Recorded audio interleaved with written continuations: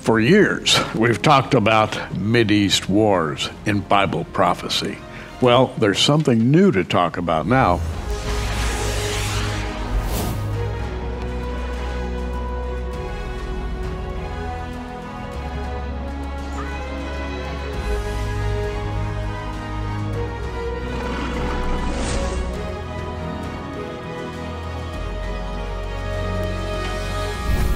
And here to talk about that something new is Bill Salus, our old friend. Hi, Bill. How are you? Hey, Gary. It's great to be with you. I just love being in these new studios. Well, Bill, you grace them beautifully, I must say. I'm holding here a DVD called The Prophetic Mideast Wars, America plus Israel versus Israel plus Iran. Now, that's a mouthful, and we're going to actually flesh this out as we go through the program today. You've been doing a lot of research. What started the research? Well, you know, through the years, we've done programs talking about all these Middle East wars with respects to the destruction of Damascus and, of course, the Ezekiel 38, the big marquee event that's going on.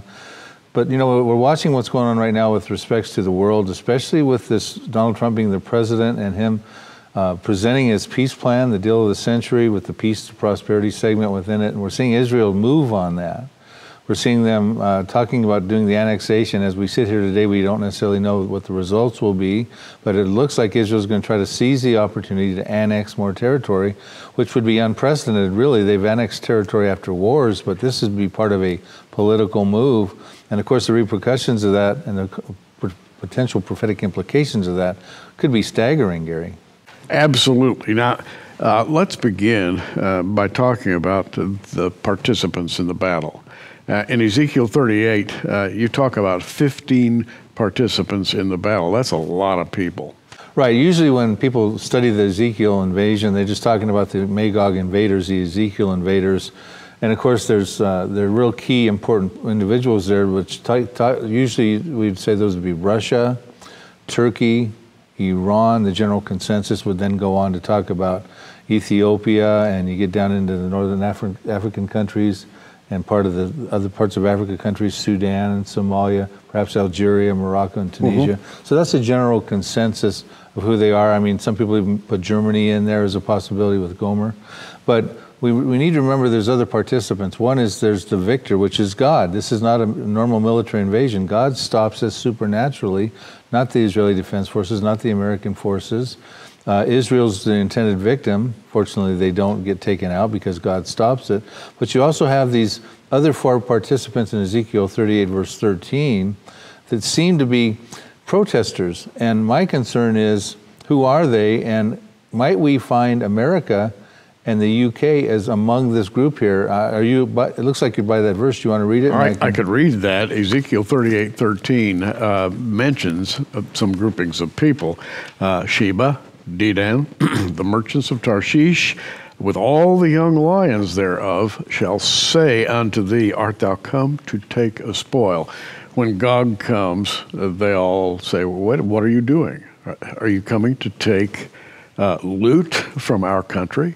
And that's the motive of it. They're coming to take plunder and booty from an Israel that's dwelling securely in the midst of their land. They've been regathered from the nations of the world. All these details are very specific in the prophecy.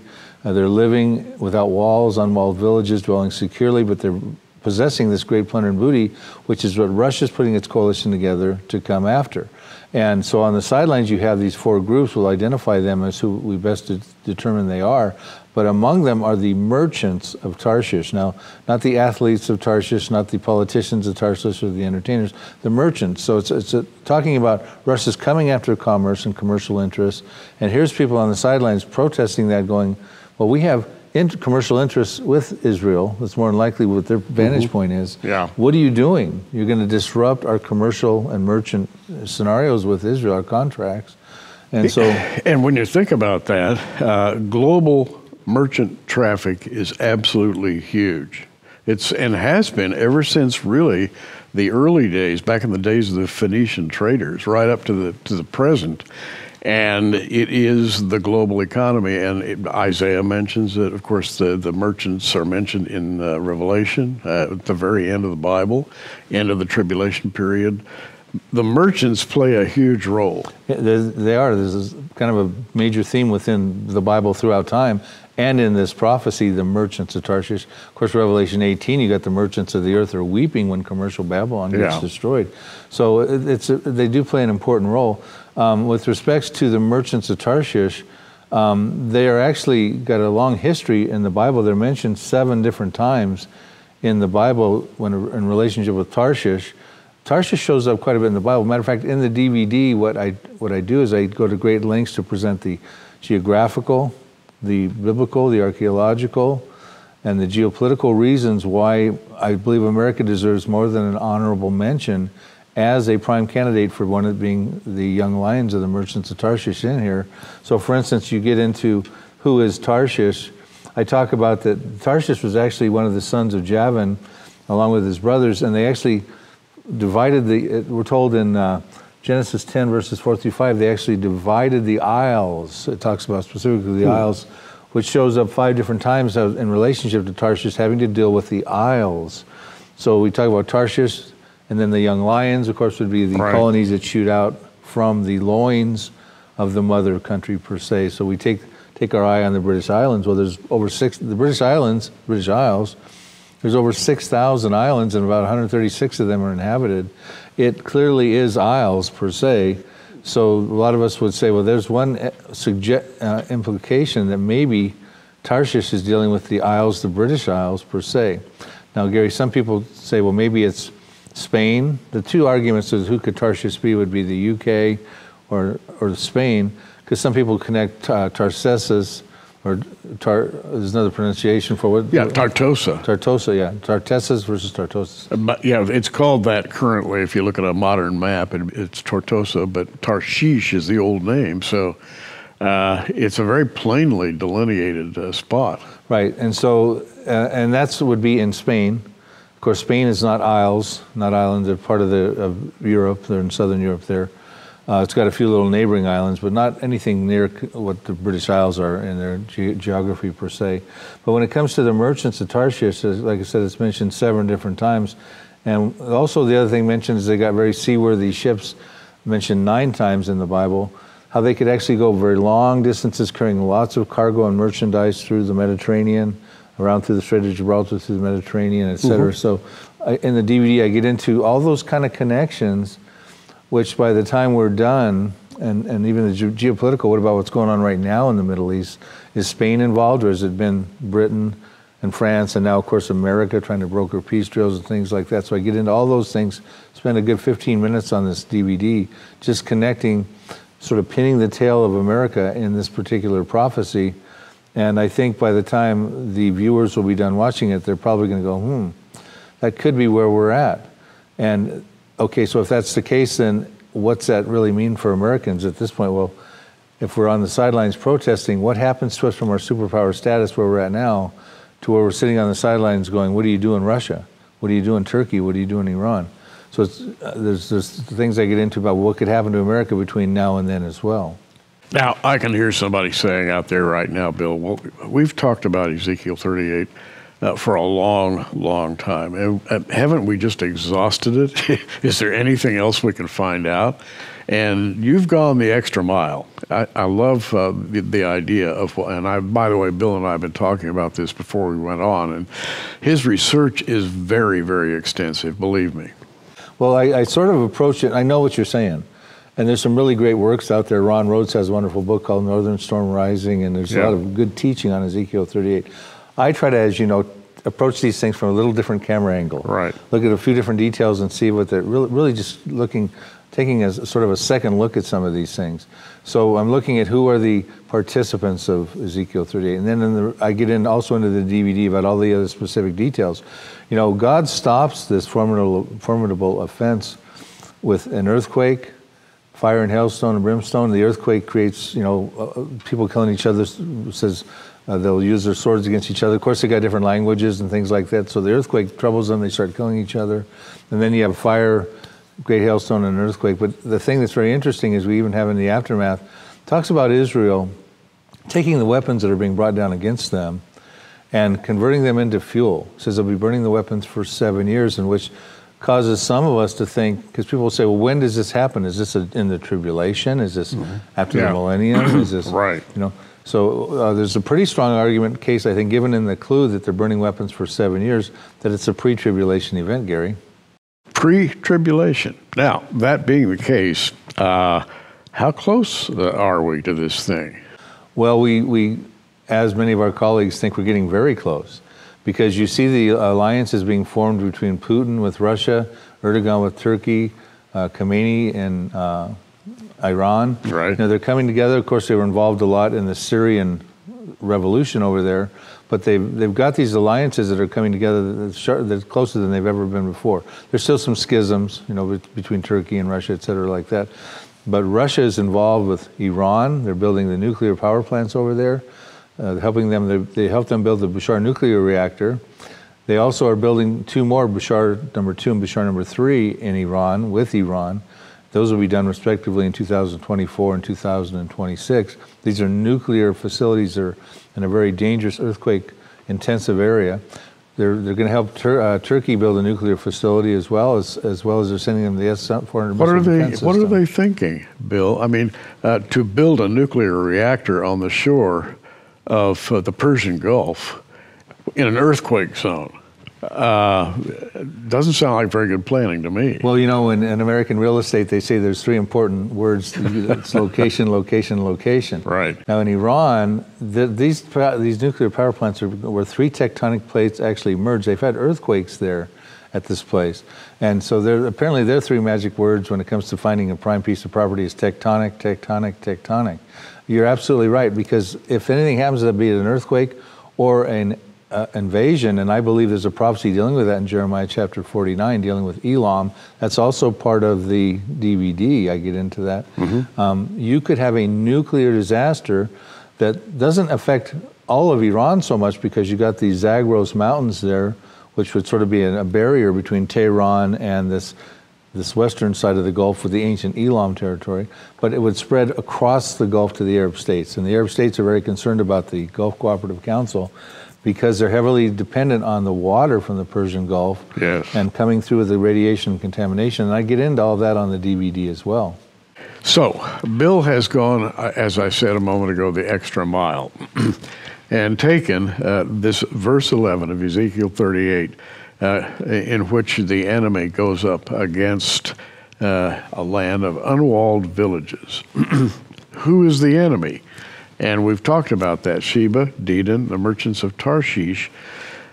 And you have 15 listed in your study, 15 groups of people or nations. Right, and the groups you just listed were not technically the enemies. They're not fighting with Russia's coalition. They're on the sidelines raising the red flag of concern. Right. Like, what are you doing, right? And I do believe that that pictures us there. And again, we could spend the whole program just talking about how I get us to there through the geographical and the geopolitical set of reasons. Well, let's just take a minute. How do you put us in this picture? And you don't have to go as deeply as you did on the DVD, of course. Right. Well, we talked about the mentioning of the isles. That was in Genesis chapter 10. Right. So we can kind of trace geographically where Tarshish came. Tarshish was the name of one of Javan's sons. And so they divided the isles of the Gentiles, and we talked about the British over there. And then we talk about where is Tarshish. Okay, well, one example we have, it's very far to the west of Israel.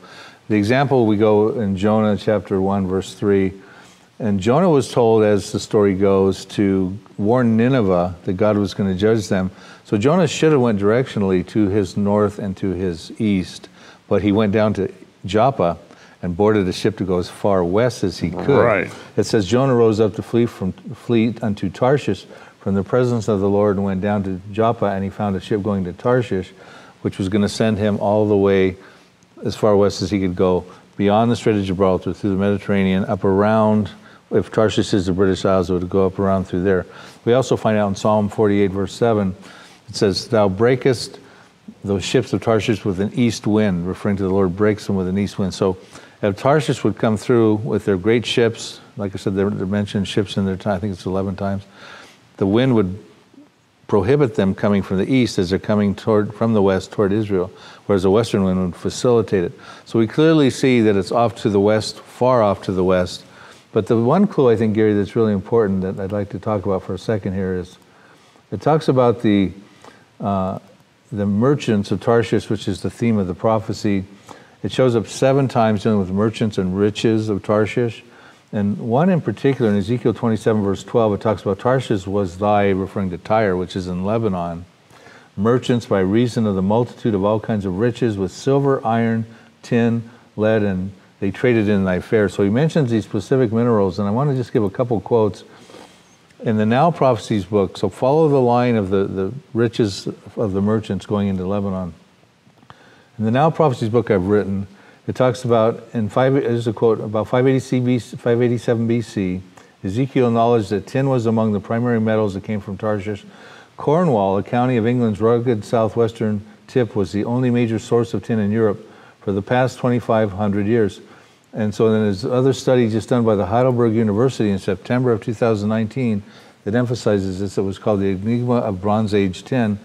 And the article in a summary is, examine Bronze Age tin from the 2nd millennium BCE from Israel, Turkey, and Greece.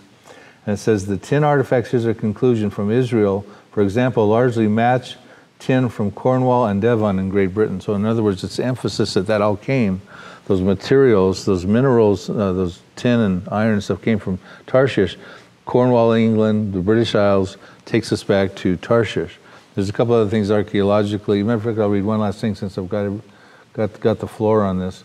We get into, J.R. Church wrote in his book, The Guardians of the Grail. I think this is an archaeological aspect of why we connect the dots. It says, I'm quoting him on page 220, an inscription discovered in 1780 on a cliff from Mount Hope Bay in Bristol, Rhode Island, contained an engraving that read, Voyagers from Tarshish, this stone proclaims. Believed to be inscribed around 533 BC, Harvard University has found 5 locations within the United States where the merchants of Tarshish had colonies. So that's just the historical stuff. What about today? What's going on with after the Ottoman Empire with World War I, and what about our presidents now trying to make peace over there with the Arabs and the Jews? As we think about the merchants of Tarshish objecting to the invasion of Gog, put that in just a very compact picture for me. Well, they're concerned that their commercial interests are going to be captured by Russia, the booty and plunder. But what's of great concern, and I think why it's important on this program that we reach out to the American viewer, is say, if America is involved as a protester in Ezekiel 38, verse 13, why are we not coming to Israel's side? Why are we not helping fight against Russia and its formidable troops? We're Israel's ally. Mm-hmm. What happens to us? It puts us on the sidelines with Sheba and Dedan. Now, Sheba would probably be Yemen. Dedan would probably be parts of Saudi Arabia, maybe even part of the Gulf Cooperative Council of the Arab States. The UK probably be the Tarshish, and the Young Lions probably representing America. What happens to America right now? It looks like we've declined from superpower status down to a lesser, less exceptional nation that can only bark from the sidelines. What could happen to America between now and then? And I posit several options of what could happen to America on the DVD. We could actually have an economic collapse. Our deficit is so high right now, and with the COVID-19 thing going on, we've been printing more and more money. It's becoming monopoly money at this point. And so you're making the point that at the time of this invasion, which can't be very far away, frankly, you and I have talked about this in the past, as this thing develops, it appears that the merchants of Tarshish are in a downward slide. They're sort of a plea. They're making a plea. They're not saying, you stop this or we'll stop you. In other words, what they're saying is, why are you doing that? Implying kind of weakness. Exactly. Now, we can understand why the UK would be like that. So, for instance, once upon a time, there used to be a saying the UK was the empire in which the sun would never set. When the Lord Balfour came with his declaration after World War I in 1917, at that time, the UK had control over 458 million people, which was about a fifth of the world's population, and about 13 million square miles, almost a quarter of the earth. Now, since that time, the sun always sets on the British Empire. They've got sovereignty over about 94,000 square miles and 60-some million people. But America, I mean, America rose to superpower status as the UK declined. What happens to us? Could it be an EMP, Gary? Maybe a nuclear attack comes upon our country that takes us out. You know, if an EMP was launched, it's a nuclear weapon. If it's launched about 250 miles in the air, burst altitude, it could spread out like the speed of light, like a canopy, and fry all the electronics underneath it. We would be rendered defenseless. What about the rapture? Yeah. What about that as a potential judgment if God took out all the Christians, which is something we're all watching real closely these days? Well, you've brought it up. Everybody's favorite subject, the rapture. Where do you see all of this happening relative to the rapture of the church? And I know you can't be exactly precise with this, but on the other hand, where do you see these things falling? Well, I sequenced the events as follows, and the rapture could happen now and anywhere during or before or after these things I'm about to tell you. I think Ezekiel 38 is a pre-tribulation event. They're burning weapons for 7 years. They could burn weapons for the first 3.5 years of the tribulation, and they could burn 3.5 years prior to the tribulation, but at the midpoint of the tribulation, they're fleeing for their lives, not necessarily burning weapons. You know, even Jesus told Matthew 24:15, when you see the abomination and desolation, flee to the mountains, flee from the area, because the Antichrist is going to commit genocide. So I don't see that being I see that concluding 3.5 years at least before the tribulation.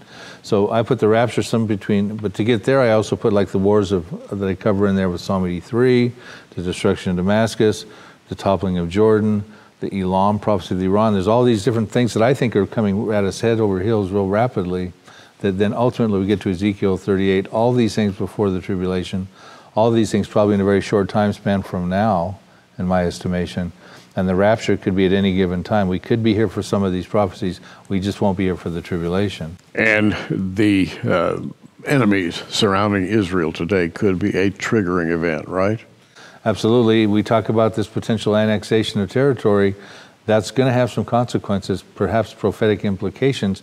Again, that's why this DVD is so timely, because we're about to see what Israel's going to do with that areas of the West Bank. They might be taking over about 30% of that territory over a phased period. And how to do justice to this DVD, because you've put a lot of work in this and a lot of detail that we just simply don't have time to go into today.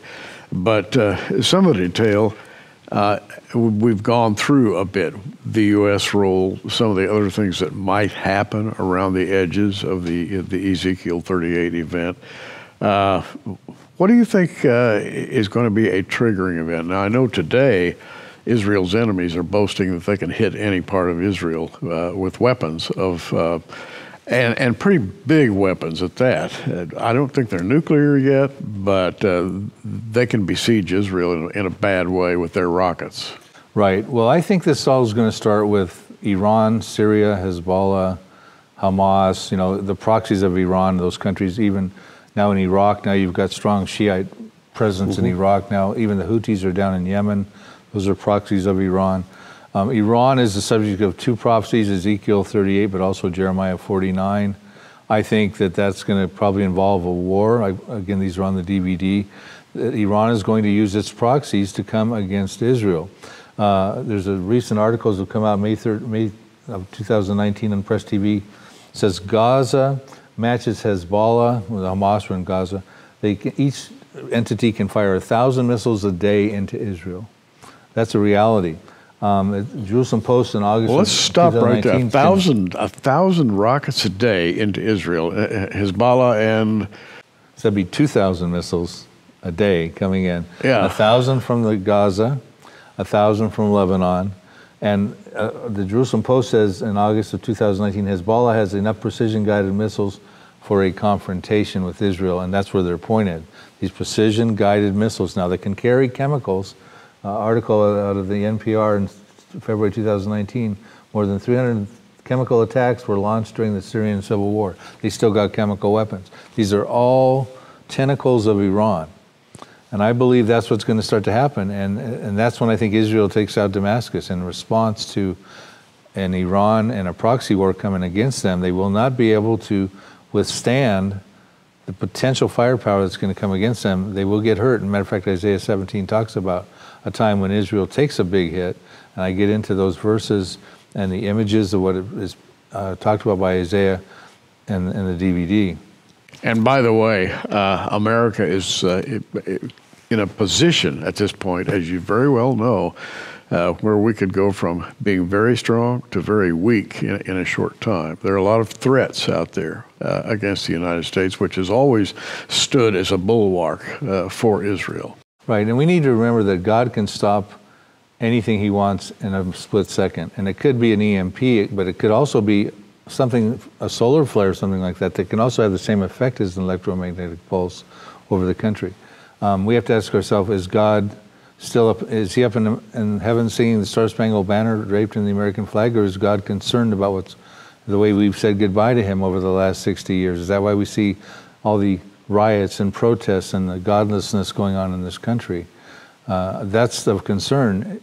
Is our time in the sun also starting to fade? Well, we have a lot going on in the United States right now, a number of things that are disconcerting. We have a pandemic, and we have financial crunches of various kinds, and we have rioting in the streets, and yet, when you look at the Bible, what you really want to see is the thing that God has laid out so plainly, and that is a kind of a timeline concerning Israel. And so let's take up our discussion of Ezekiel 38 once again with the question, how do we get from right now where we are all the way to Ezekiel 38? Right, and that's really well prefaced the way you started that, because Ezekiel 38 is the real big marquee event on the end times calendar, because it's the event that God is going to supernaturally stop, not the Israeli Defense Forces or the American forces, and it's going to be known after that. Ezekiel 39:7 tells us the purpose, says that God will make his holy name known in the midst of his people Israel. They shall not profane his name anymore, and he shall be known as the Holy One in Israel. So he has a plan for that event, and he's going to stop it himself, and he'll get the full credit. A lot of people are watching for this as possibly the next thing to happen on the prophetic timeline. I personally am not, because there's some prerequisite conditions in Ezekiel 38, verses 7 through 13, which tell us that Israel has to be not only regathered from the land into the nation of Israel, and it says in the latter years, which is one of the reasons we know this is a end times prophecy, but they must be living in unwalled villages, dwelling without walls, bars or gates, and dwelling securely, and they must be in receipt of great plunder and booty, because that's the motive on Russia's mind with its coalition of Russia, Turkey, Iran, as 9 members altogether that come to invade Israel for plunder and booty. Gary, I don't see Israel dwelling in those conditions just yet. They're not dwelling securely. They have the Arab enemies around them, namely Hezbollah's got 150,000 missiles, we think, some precision guided. Hamas is continuing to lob missiles in there. And there's other countries too. Syria's got chemical weapons. They're still at war with Israel. And these countries are not actually in Ezekiel 38. They are proxies of Iran, but they're not necessarily in Ezekiel 38. So I think something has to happen for Israel to dwell securely, take down the walls, eliminate the security checkpoints, the bars and gates. And I believe that's the stuff that's going to happen in the very near future that sets the stage, fulfills those prerequisites for Ezekiel 38. And those are the kinds of things that we can talk about in this program. Well, it would take, I think, some kind of a, let's call it a medium-sized war in Israel to stabilize Israel to the point that you find it in Ezekiel 38. In other words, right now there's a lot of scrapping going on. Hamas, Hezbollah is threatening. You have the walls. You have constant patrols. You've got occasional rockets, and the enemy is gathered around Israel. So what you're saying is all of this has to be stabilized, and Israel has to be dwelling safely. Right, because those walls that built around them are not because of Russia's outer ring of countries that don't even share common borders with Israel.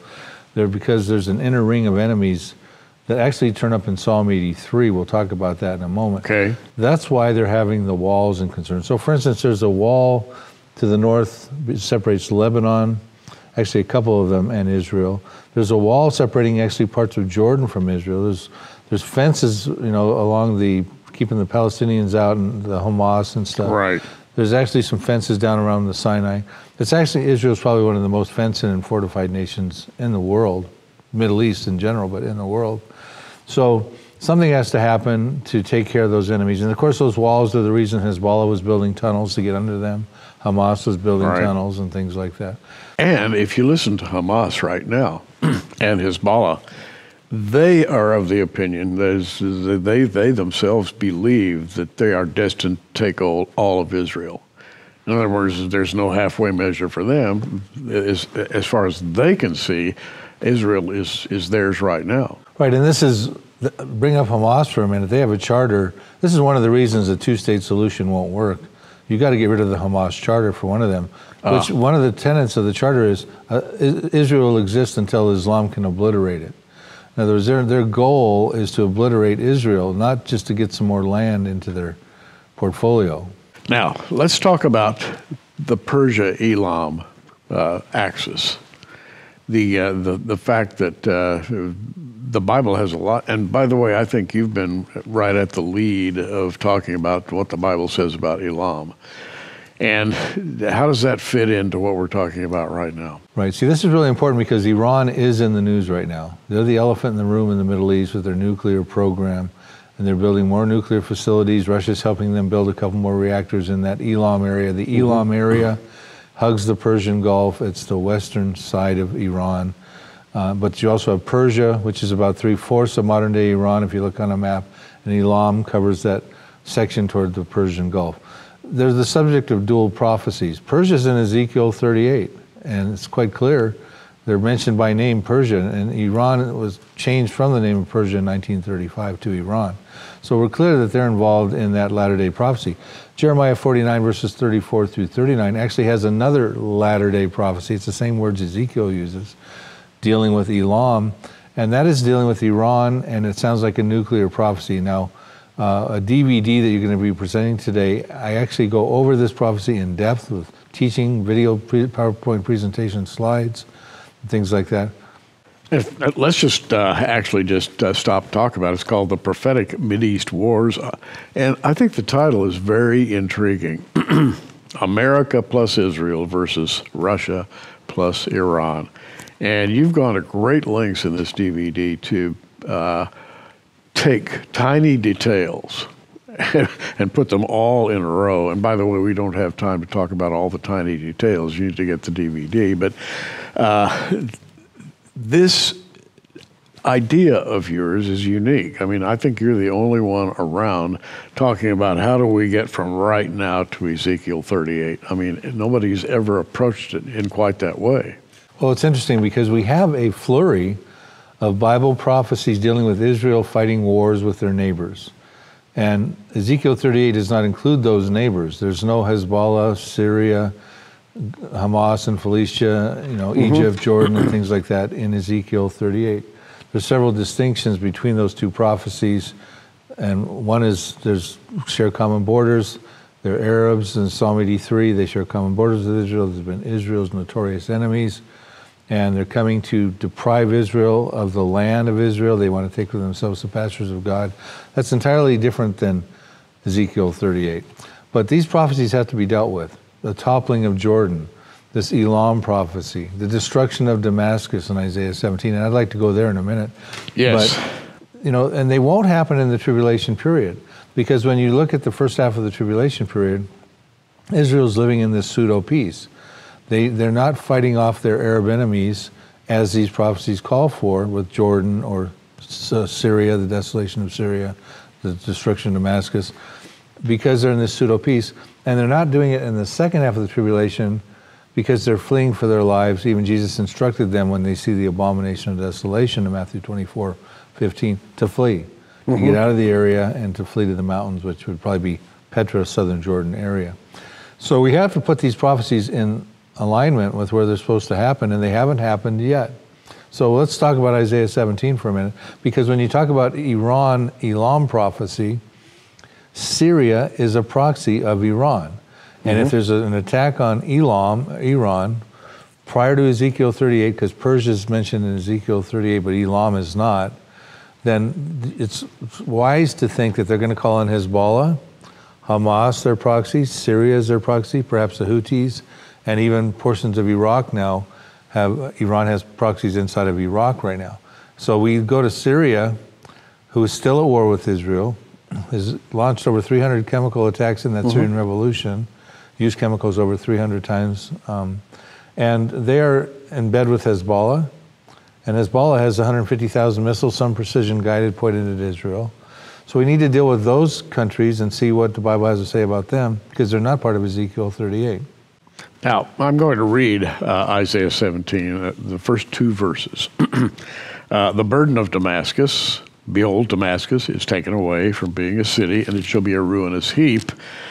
The verse 2 has a word in it that you may not be familiar with. The cities of Aroer are forsaken.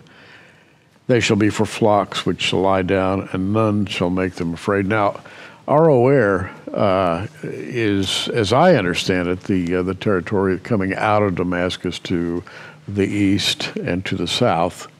And I don't know the exact boundaries of it, but this is talking about something very large. That is to say, if Damascus is taken away from being a city and the cities of Aroer are forsaken, something big happens. Right, and it says that they'll be for flocks ultimately, doesn't it say in verse 2? Yeah. Caesar. That is actually tribal territory. Aroer has different areas when you look at the Old Testament, but one of them, probably more specific to this prophecy, is actually probably territory that was given to Gad, and it will be ultimately in the Messianic kingdom, the tribe of Gad, will be used for flocks and agriculture and things like that. So it's telling us that's what that's intended for. But meanwhile, Damascus gets destroyed, and it says it'll cease from being a city, it'll be destroyed, it'll be a ruinous heap. It'll be gone, Gary, the oldest continuously inhabited city. And we're told in Isaiah 17, verse 9, go ahead and read Isaiah 17, verse 9. Yeah, in that day shall his strong cities be as a forsaken bough and an uppermost branch, which they left because of the children of Israel, and there shall be desolation.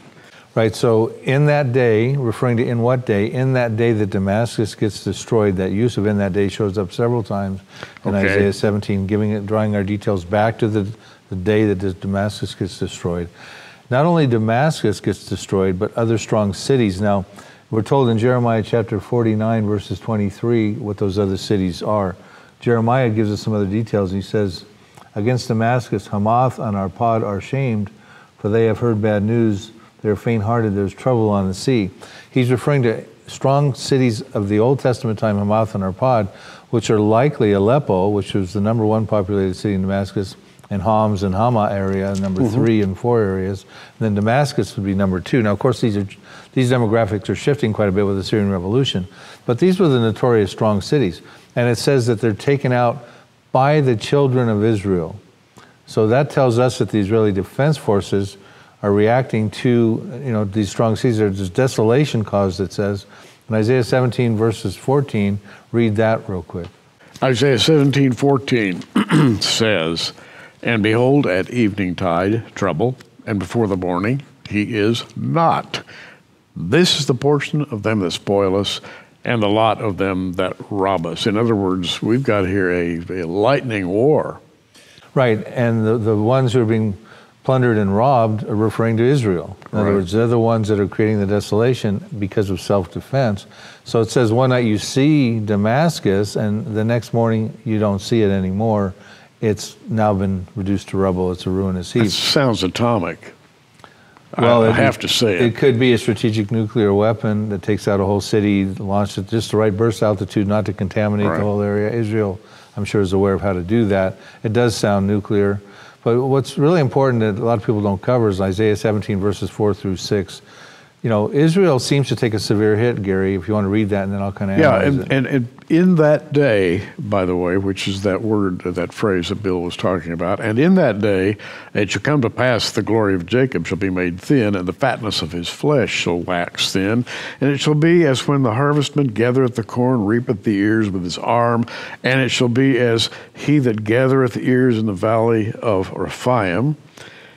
and gleaning grapes shall be left in it. Now, the Valley of Rephaim in north-central Israel and territory extending to the north, as I understand it. Right. Read verses 6 also, because this is where it gets real important. And gleaning grapes shall be left in it as the shaking of an olive tree. 2 or 3 berries at the top of the uppermost bough, 4 or 5 in the outermost fruitful branches thereof, saith the Lord God of Israel. So, some little something will be left. What does that mean? Yeah, so the imagery that we're told about in that day is not good for Israel. His glory will fade.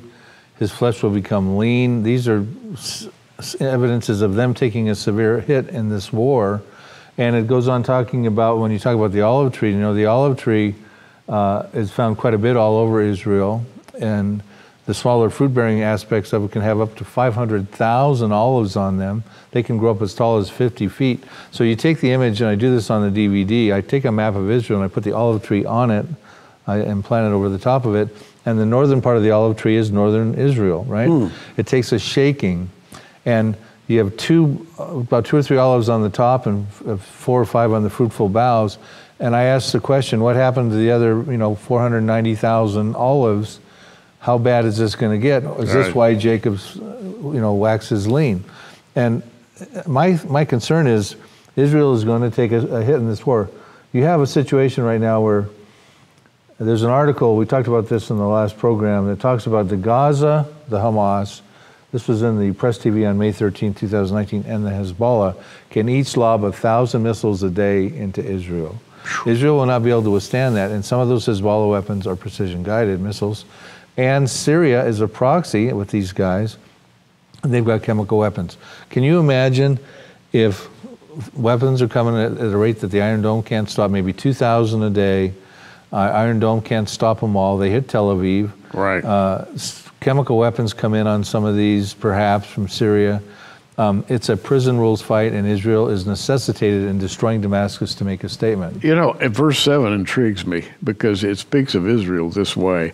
At that day shall a man look to his Maker, and his eyes shall have respect to the Holy One of Israel. That's Israel. It's emphatic about how big a battle this really is. I mean, it's going to cause people a great pause. In other words, Israel is going to say, God, where are you? Why have you forsaken us? Yep. It's a tough time. Right, and then you get into a position, well, what does that cause an issue with? Because then you get into the thing, well, what about Amman, Jordan? What about Cairo? What about Beirut? What about Mecca? Well, some of these other Arab countries are going to start to go, wow, look at Israel, it's wounded, and they just took out a major Arab city. Maybe our cities are next. Maybe this is the time they all assemble together for Psalm 83, and we find out in Jeremiah chapter 49 that actually Amman, Jordan gets desolated by the children of Israel. It says there's a sound of alarm of war and Rabbah of the Ammonites, and it shall be a desolate mound. And that's not too far away from Damascus. Yeah. And it says, and Israel will take possession of his inheritance. So, Gary, these things are not part of Ezekiel 38, and I think they're coming real soon. And Bill has, as I've said many times, conducted a very detailed study of the verses we're talking about today. And we have a very limited time to discuss them. We're talking about Isaiah 17. And in verse 10, there's a little accusation here against, because thou hast forgotten the God of thy salvation and hast not been mindful of the rock of thy strength. So this is a low point in Israel's future history. It absolutely is. And at this point, they're regathered in a condition of unbelief. They do not believe that Jesus Christ is the Messiah. And we know ultimately as a response to their victories of wars, because the Israeli Defense Forces, I point out in this DVD, exist in fulfillment of Bible prophecy, not for Ezekiel 38. Right. And they're not fighting in the tribulation, but for the purposes of these Arab-related wars. And we also find out when God stops Ezekiel 38, what the Jews do is they want to reinstate their Mosaic law. They want to start doing animal sacrifices and offerings. Again, that's part of the false covenant. And what happens is that's the way they respond to their re-empowerment of what's going to happen in the Middle East as Israel starts to expand territorially and things like that. They're not going to jump on the Jesus train. So they have forgotten, like I said, they're not mindful of their Maker with respects to the whole plan of salvation. Jesus, a Jew, coming and dying for the sins of the world. So, the question we started with today, how do we get from right now to Ezekiel 38, is what we're pursuing. And, you know, Bill, I think Christians should pray for Israel as a daily exercise. Pray for the peace of Jerusalem. They shall prosper that love thee, it says in Scripture. And I think we really do need to pray for the peace of Jerusalem, because there are enemies there that want to totally obliterate it. They don't want there to be an Israel at all. Excuse me. Well, Jeremiah tells us that in the Messianic kingdom, Jesus, the Messiah, will set his throne up in Jerusalem. So that's the good news. But you know what? Between now and then, Jerusalem's the subject of other prophecies. Zechariah chapter 12:2 talks about Jerusalem becoming a cup of trembling to all the surrounding nations when they try to lay siege on Judah and Jerusalem, or a cup of drunkenness or intoxication. Now, of course, Jerusalem has been an issue for quite some time since Israel been rebirthed into the land in 1948. But ultimately, there's going to be a climactic conclusion where they're trying to lay siege on it once and for all. And we find out in Zechariah 12, verses 6. Why don't you read? Here's what happens to those nations. And we're talking about the surrounding Arab nations, not talking about the Ezekiel 38 outer ring of countries or the world at large. Why don't you read 12:6 in Zechariah? I wish I had my Bible open to Zechariah. I got it here. You want me to read it? Go ahead. Okay, it says, in that day, again, we've got another in that day scenario here going on with Zechariah talking about in the day that the Jerusalem becomes a cup of trembling to the surrounding nations. In that day, I will make the governors or the captains, and that's the word Elufim, right? Elufim is still a modern term, isn't it? It is, yeah. The governors of Israel, the commanders, that is high-ranking military commanders, Elufim. Right, so it's still an applicable term. So those Elufim, the commanders of Israel, read that as the Israeli Defense Forces. It says, in that day, the Elufim of Judah will be like a fire pan in the woodpile. This is, in the day of the cup of trembling in Jerusalem. They try to lay siege on it. And like a fiery torch in the sheaves, they shall devour all the surrounding peoples on the right hand and on the left, and Jerusalem shall be inhabited again in her own place. So what Zechariah is telling us is that the resolve to this cup of trembling issue, where they're trying to lay siege on Judah and Jerusalem, is the Israeli Defense Forces. And they will be like a fiery torch doing battle against sheaves, which are nothing but kindling for a fiery torch. And they will be the battlefield. It'll be like a fire pan in the woodpile. So, this is the Israeli Defense Forces in action. This is not part of Ezekiel 38, and this is not part of the tribulation. You're building a case that all this happens before Ezekiel 38. Right, and then Israel can dwell securely once they get rid of those Arab enemies around them. A lot of people think Psalm 83, because I believe this is where this goes. These peripheral prophecies end up in a final climactic Psalm 83 war, prophesied by Asaph 3,000 years ago. A lot of my colleagues believe that Psalm 83 has already found fulfillment, or it's not even a prophecy. But I remind them that Asaph, who wrote it, was a prophet. I point out a couple times in the DVD where they can find that out. And also that, those nations that are listed, which surround Israel, and I got maps and images on the DVD, they did come against Israel in 1948, so some people think that was a fulfillment. But it wasn't the fulfillment, because when you look at how Asaph petitions God to deal with them, he draws our attention back in Psalm 83, 9 through 11, to accounts that happened in Israel's history in the book of Judges, chapters 4 through 8, where the Midianites and the Canaanites were coming against, oppressing the Israelites at various times in their history. And we know the story of Gideon. He and his men, they killed with the help of Ephraim, the tribe of Ephraim, 120,000 Midianites, and took out their kings and their leaders, Oreb and Zeeb and Zalmunna. They took them out, and when they took out the Midianites never oppressed Israel again. And in the Canaanite story, he draws our attention to King Jabin and his army general Sisera. When they took out the Canaanites who oppressed them 20 years, they never oppressed them again.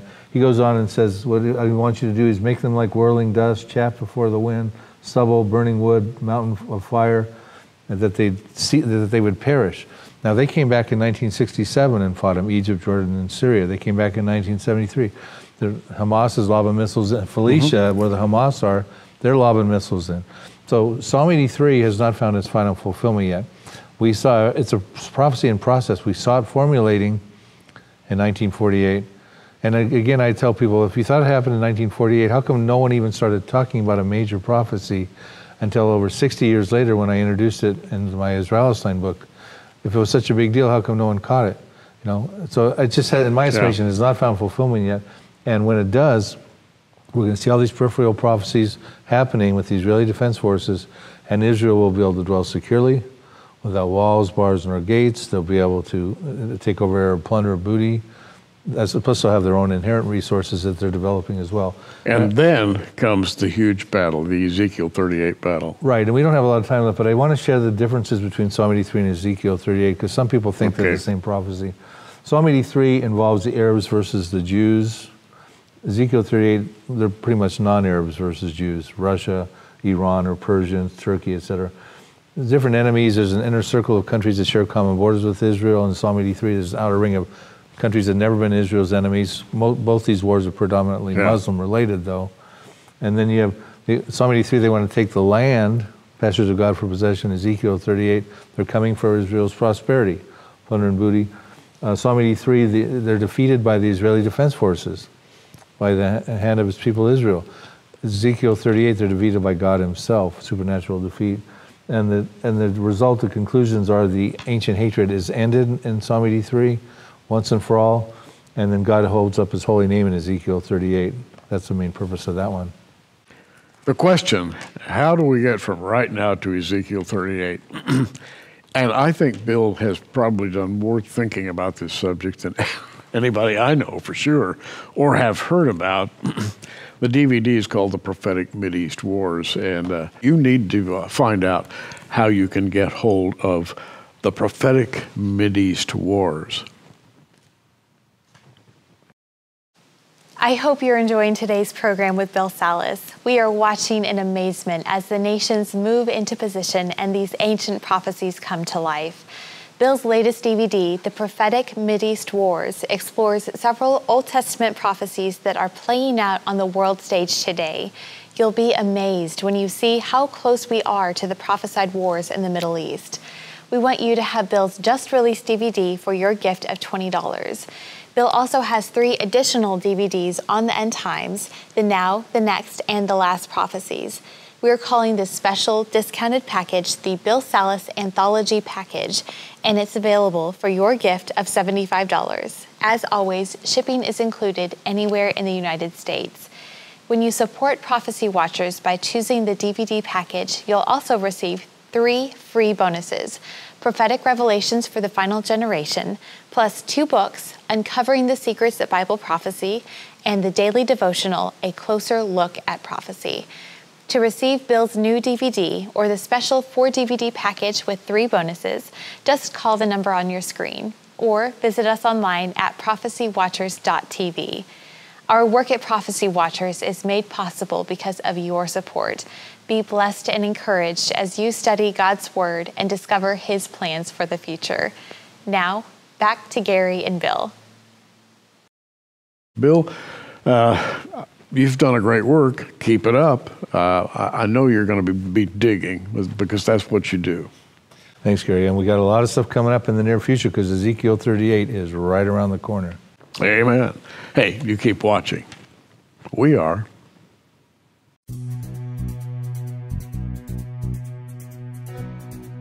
Thanks for joining us on Prophecy Watchers. You can find us on the web at prophecywatchers.com, where you can sign up for our free email newsletter, or follow us at facebook.com/prophecywatchers. In the meantime, keep watching, everybody, and we'll see you soon.